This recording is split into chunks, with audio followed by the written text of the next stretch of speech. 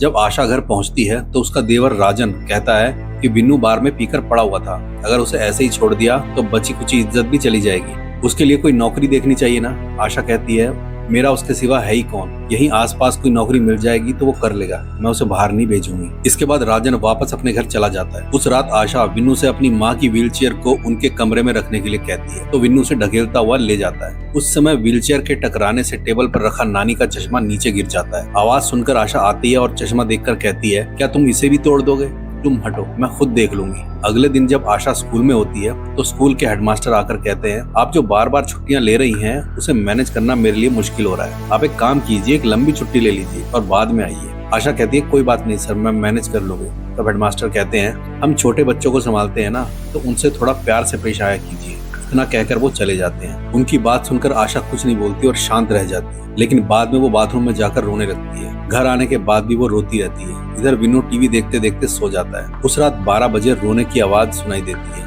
विन्नू की आंख खुलती है और वो अपनी माँ को दिलासा देने जाता है, लेकिन कमरे में उसकी माँ की जगह नानी रोती हुई दिखाई देती है। ये देखकर विन्नू बहुत डर जाता है। जब वो विन्नू की तरफ देखने की कोशिश करती है तो अचानक सो रहे विन्नू की नींद खुल जाती है। बाद में इसे एक सपना समझकर वो थोड़ा शांत होता है और तैयार होकर बाइक से अपनी लवर प्रिया के पास चला जाता है। प्रिया विन्नू से बहुत गुस्से में होती है। इसका कारण है कि विन्नू अपनी नानी के निधन के दुख में था, लेकिन जब प्रिया ने फोन किया तो उसने फोन नहीं उठाया और ना ही वापस कॉल किया। इसलिए प्रिया विन्नू से कहती है कि अगर तुम अपनी मर्जी से फोन करना और घूमना चाहते हो तो मुझे तुम्हारी कोई जरूरत नहीं है। बाद में विन्नू प्रिया को थोड़ा मनाता है और वो लड़की चली जाती है। इसके बाद विन्नू अपने इकलौते दोस्त मधु से बात करके घर लौट आता है। घर पर आशा डिप्रेशन की दवाई खाकर खाने के लिए डोसा बना रही होती है और विन्नू से कहती है आओ खाना खा लो। विन्नू कहता है मुझे अभी कुछ नहीं चाहिए, मैं बाद में मैगी खा लूंगा। इस पर आशा कहती है जो कुछ भी बनाया है क्या ये सब बर्बाद कर दोगे, मुझे बिना वजह परेशान किए बिना आकर खाना खा लो। इतना कहकर वो चली जाती है। उस रात विन्नू खाना नहीं खाता। रात के 11:30 बजे उसे भूख लगती है और वो फ्रिज से बिस्कुट निकालकर खा रहा होता है। तभी पास के कुत्तों के भौंकने की आवाज सुनाई देती है। विन्नू वहां जाकर देखता है और फिर